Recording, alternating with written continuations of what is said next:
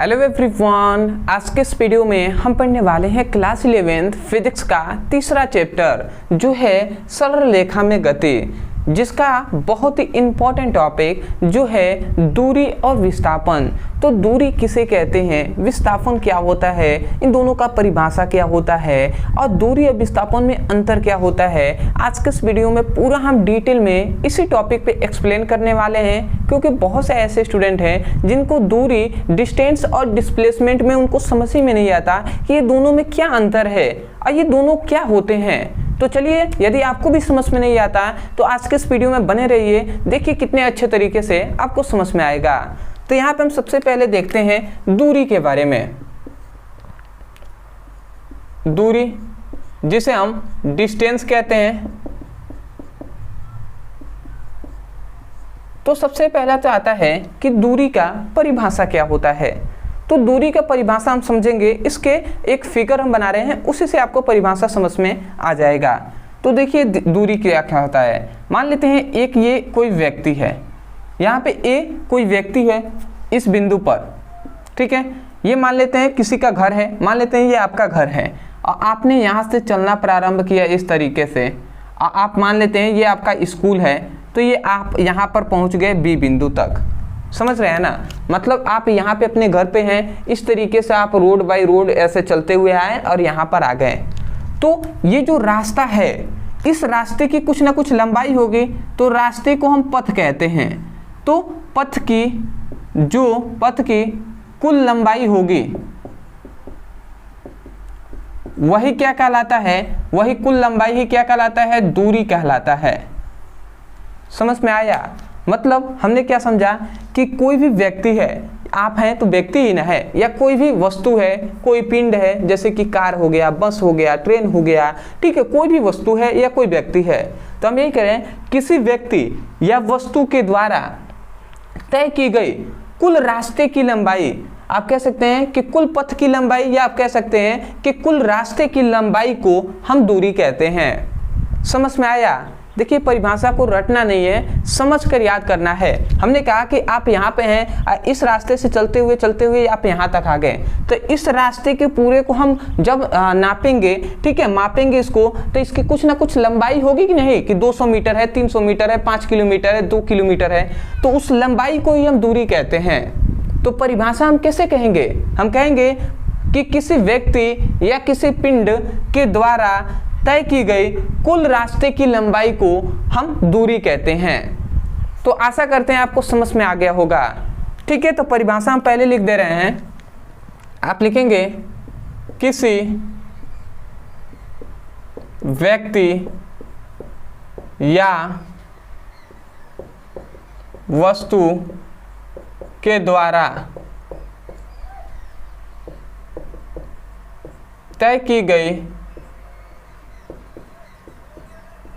कुल पथ की लंबाई को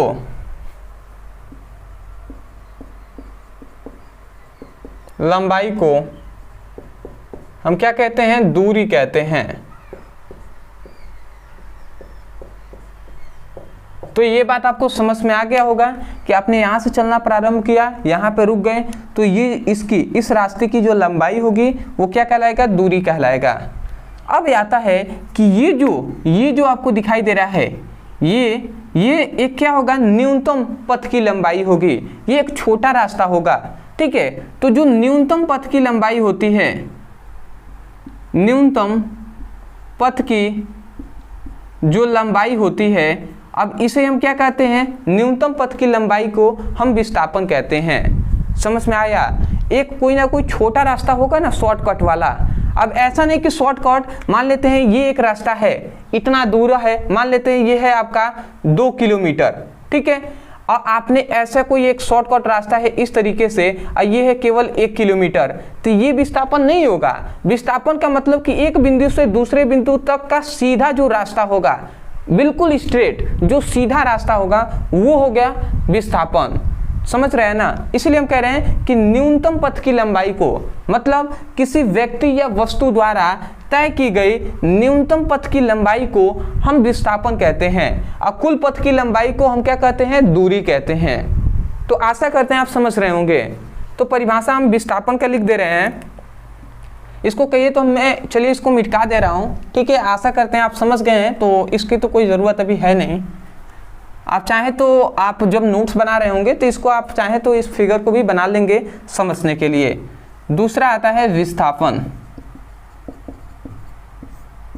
तो विस्थापन मतलब डिस्प्लेसमेंट। तो आप यही बात लिखेंगे कि किसी व्यक्ति या वस्तु के द्वारा तय की गई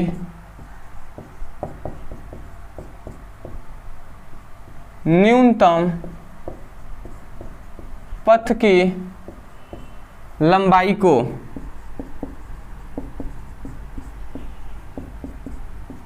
विस्थापन कहते हैं, ठीक है। तो परिभाषा हमने लिख दिया। आशा करते हैं कि दोनों का मतलब जो है, आशा करते हैं फिगर से ही समझ में आ गया होगा, अब परिभाषा तो वहीं से याद भी हो गया होगा। अब इसमें एक और इम्पोर्टेंट चीज़ है जो आपसे बार बार पूछा जाता है कि इन दोनों में अंतर क्या है, जो दूरी और विस्थापन में अंतर। तो मैं यहाँ पे लिख दे रहा हूँ दूरी, ठीक है, डिस्टेंस, और दूसरा होता है विस्थापन, जिसे हम डिस्प्लेसमेंट के नाम से भी जानते हैं। तो अब आते हैं कि दूरी और विस्थापन में क्या इन दोनों में डिफरेंट होता है। तो डिफरेंट तो आपने सबसे पहला ही आपने समझ लिया है कि इसमें दूरी जो होता है वो कुल रास्ते की लंबाई, मतलब कुल पथ की लंबाई जो होती है वो क्या होता है, दूरी होता है। तो हमने यही समझा कि कुल पथ की लंबाई को दूरी कहते हैं। इसमें विस्थापन में आपने क्या समझा, विस्थापन में आपने समझा कि न्यूनतम पथ की लंबाई को, न्यूनतम पथ की लंबाई को विस्थापन कहते हैं। तो आप यही लिखेंगे कि न्यूनतम पथ की लंबाई को क्या कहते हैं, विस्थापन कहते हैं, ठीक है। यह बात आपने समझ गए होंगे, शॉर्ट में हमने लिख दिया। दूसरा इसका अंतर है, यहाँ से आपको मोस्ट इंपॉर्टेंट आता है, जो आपके बहुविकल्पीय क्वेश्चन में भी, और खासकर जो आपके छोटे मोटे जो भी आपके गवर्नमेंट जॉब है, ठीक है, ग्रुप डी वाले, उसमें भी ये क्वेश्चन पूछा जाता है। आपसे कह देगा कि दूरी कौन सी राशि है। तो याद रखेंगे दूरी जो होता है वो अदिश राशि होता है। ये बात याद रखेंगे, जो विस्थापन होता है वो सदिश राशि होता है। अब अदिश और सदिश राशि ये क्या होते हैं, इसके बारे में हमने डिटेल में पहले ही बता दिया है, फिर भी मैं बता दूं। अदिश राशि का मतलब जिसमें केवल परिमाण होता है उसे हम अदिश राशि कहते हैं, और जिसमें दिशा भी होगा और परिमाण भी होगा उसे हम क्या कहेंगे, सदिश राशि कहेंगे। तीसरा जो आपसे मोस्ट इंपॉर्टेंट है, ये आपसे पूछा जाता है गवर्नमेंट जॉब में भी, कि याद रखेंगे जो दूरी होता है वो सदैव धनात्मक होता है, ठीक है। दूरी सदैव क्या होता है, धनात्मक होता है, कभी भी ऋणात्मक और शून्य नहीं हो सकता, ठीक है। जबकि विस्थापन जो होता है ना, विस्थापन क्या हो सकता है, विस्थापन जो होता है वो धनात्मक भी हो सकता है, ऋणात्मक भी हो सकता है, और तीसरा शून्य भी हो सकता है,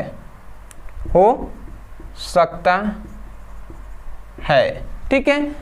अब आप कहेंगे कैसे सर। तो देखिए धनात्मक तो आप जानते हैं, यहाँ से कोई व्यक्ति है, यहाँ से चला और यहाँ पे आ गया, तो ये मान लेते हैं 200 मीटर आपने इन्होंने चला, तो 200 क्या है, प्लस में है ना, तो 200 मीटर क्या हो जाएगा, ये क्या हो जाएगा, क्या हो जाएगा, दूरी धनात्मक हो गया।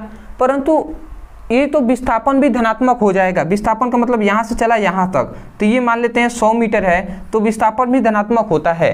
परंतु आप सोचेंगे ऋणात्मक किस तरीके से होता है और शून्य किस तरीके से होता है। तो पहले हम समझते हैं, ये तो आप समझ गए हैं धनात्मक तो हो सकता है, पहले हम समझते हैं शून्य कैसे होगा। तो शून्य कैसे होगा, देखिए ये हम एक बना ले रहे हैं ट्रायंगल, मान लेते हैं इस प्रकार कोई रास्ता है, ये एक रास्ता है, यहाँ पे ए है, बी है और सी है। कोई व्यक्ति है जो यहाँ से चलना प्रारंभ किया, यहाँ से इस तरीके से गया, फिर से यहाँ पर आया, फिर से यहाँ से इधर मुड़ गया और फिर से ये यहाँ से यहाँ तक चला आया। तो देखिए जहाँ से ये चलना प्रारंभ किया था वहीं पे आ गया। तो इसका मतलब कि जो डिस्प्लेसमेंट होगा इसे हम स्मॉल डी से प्रदर्शित करेंगे, ऐसे हम कैपिटल डी से। तो इसका मतलब जो डिस्प्लेसमेंट है वो शून्य हो गया ना, क्योंकि हम जानते हैं जहाँ से प्रारंभ किया था वहीं पे आकर रुक गया है, तो वही डिस्प्लेसमेंट इसका शून्य हो जाएगा। परंतु यदि हम दूरी पे बात करें तो दूरी इसका क्या हो जाएगा, यहाँ से चला तो दूरी क्या होगा, पहले इस रास्ते की हम लंबाई को देखेंगे, मतलब d इक्वल टू क्या हो जाएगा, A B plus B C plus A C. ठीक है, इन तीनों हम दूरियों को जोड़ेंगे। कैसे, मतलब कि पहले हम इस रास्ते को देखेंगे कितना है, तो ये रास्ता मान लेते हैं 10 मीटर है, फिर से ये रास्ते को हम देखेंगे BC, ये भी 10 मीटर है, और इस रास्ते को देखेंगे 10 मीटर। तो जब AB, BC और AC मतलब 10 प्लस 10 प्लस 10, जब इन तीनों को जोड़ेंगे तो जो 30 निकला वो क्या हो जाएगा, दूरी हो जाएगा, परंतु विस्थापन शून्य हो जाएगा, क्योंकि हम जानते हैं दो बिंदुओं के बीच की न्यूनतम दूरी को, मतलब किसी व्यक्ति या वस्तु द्वारा तय किए गए दो बिंदुओं की, आप यहाँ पे लिख सकते हैं, अगर आप डिटेल में अगर लिखना चाहें तो आप लिख सकते हैं किसी व्यक्ति या वस्तुओं द्वारा तय की गई दो बिंदुओं के बीच की दूरी को, दो बिंदुओं के बीच की न्यूनतम पथ की लंबाई को हम दूरी कहते हैं। जैसे कि मान लेते हैं कोई ये व्यक्ति है, ये यहाँ से यहाँ तक चला, तो यहाँ से इस तरीके से चला यहाँ तक, A से B तक, तो ये क्या कहलाएगा, दूरी कहलाएगा। परंतु ये यहाँ से यहाँ तक ये जो है यही तो आपका डिस्प्लेसमेंट है ना, स्मॉल d। तो यही कहा जा रहा है कि दो बिंदुओं के बीच की जो न्यूनतम दूरी होती है वही हम विस्थापन कहते हैं। तो आपको समझ में आ गया कि डिस्प्लेसमेंट मतलब विस्थापन कैसे शून्य हो जाएगा। अब आप सोचेंगे कि भैया ऋणात्मक किस तरीके से हो जाएगा, शून्य तो हमने समझ लिया, अब ऋणात्मक कैसे हो जाएगा, क्योंकि दूरी तो ऋणात्मक होता नहीं है, विस्थापन कैसे हो जाएगा ये भी हम समझते हैं। तो देखिए इसको हम समझते हैं, चलिए हम यहाँ पे बताते हैं। ये मान लेते हैं ये हमारा पृथ्वी है, और यहाँ पे है एक, मान लेते हैं ये एक बिल्डिंग है, ये हमने मान लिया एक टावर या बिल्डिंग आपने मान लिया। और मान लेते हैं आप यहाँ पर चढ़े हुए हैं और आपने यहाँ से एक गेंद को फेंका 10 मीटर ऊपर, आपने कितना 10 मीटर ऊपर बिगा, और जैसे ये ऊपर गया और यहाँ से ये गिरा, तो आपने इसको जब रोका तो आपसे रुका नहीं। ये जो बिल्डिंग है ये है, मान लेते हैं हम कह ले सकते हैं ये मान लेते हैं 90 मीटर की बिल्डिंग है, ठीक है।